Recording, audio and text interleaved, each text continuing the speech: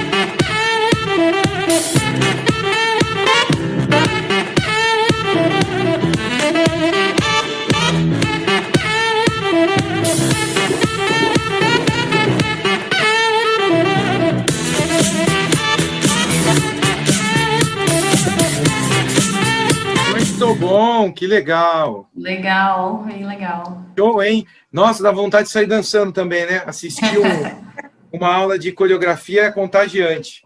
Esther, tinha muito estrangeiro na tua escola? Como é que era essa proporção? Tinha alguns. Não era a maioria, mas tinha uma galera, México, Argentina, Rússia, mas assim, não era a maioria, não. Tinha outros brasileiros, né? Mais um. Mais um. Inclusive, ele fez headers comigo. Ah, que legal. Ele voltou no Brasil, fez a audição também, passou, a gente trabalhou juntos. Foi legal. Muito legal. Tem um negócio muito legal dessa escola que dá oportunidade de desenvolvimento para todo mundo, que é o processo do show de variedades. Eu até comentei com a Roberta que vocês, nesse sistema dessa escola particularmente, vocês não faziam montagens do musical como um todo. Explica como que funciona e por que foi escolhido esse sistema. Sim, vocês viram algumas dessas cenas são de apresentações no palco, que a gente fazia todo o final de semestre. E a gente não fazia musical, primeiro porque eram muitos alunos para uma produção musical.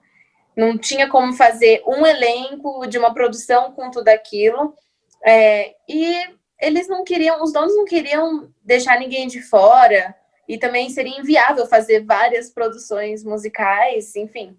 Então, o que a gente fazia era, primeiro, em relação à coreografia, os professores de dança montavam os números com cada nível, e aí, alguns alunos que queriam coreografar, podiam coreografar e levavam para uma audição que acontecia, e quem queria cantar, levava o número que queria cantar para essa audição também, e essa audição, ela ia avaliar o que ia entrar no show.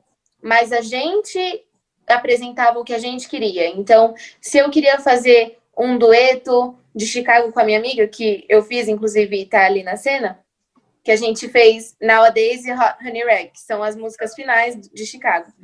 A gente preparou o número sozinhas, levamos para audição, e aí a gente passou, e aí depois que o show tá montado, que existe, já fizeram a lista, aí começa a ter ensaio para o show, e eles começam a ajudar a gente a ensaiar. Mas nós levamos o que a gente queria mesmo para a apresentação, cada um cantando o que queria, seja solo, dueto, trio, grupo, enfim, coreografia.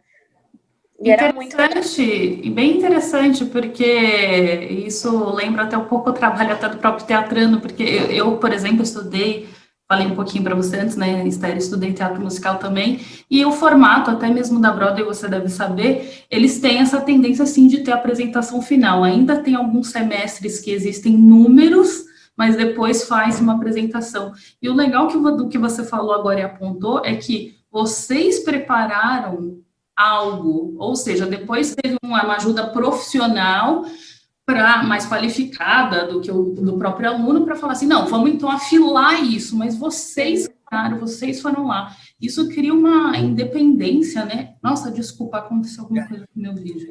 Isso cria uma independência do aluno, né? E essa vontade de ir buscar e procurar e pesquisar e fazer acontecer.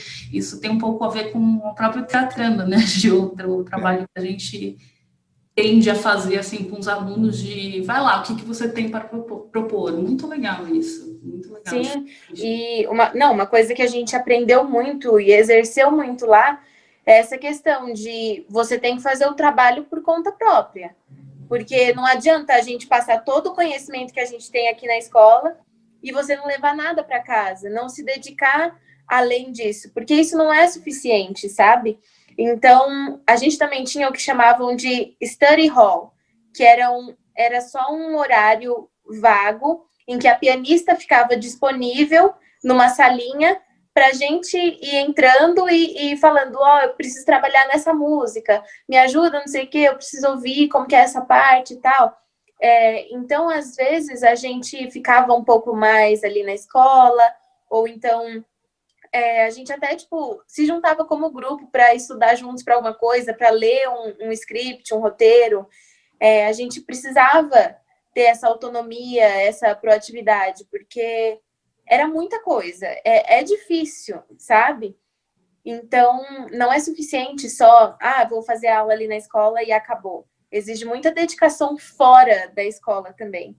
Então, quando chegava no final do ano, no final do semestre, quer dizer, a gente tinha todas as ferramentas que a gente precisava para conseguir se preparar por nós mesmos. E aí depois, claro, como você falou, tinha uma ajuda profissional, mas a gente sabia como preparar música, como ensaiar uma coreografia. Então, acho que nesse sentido a gente foi muito bem preparado.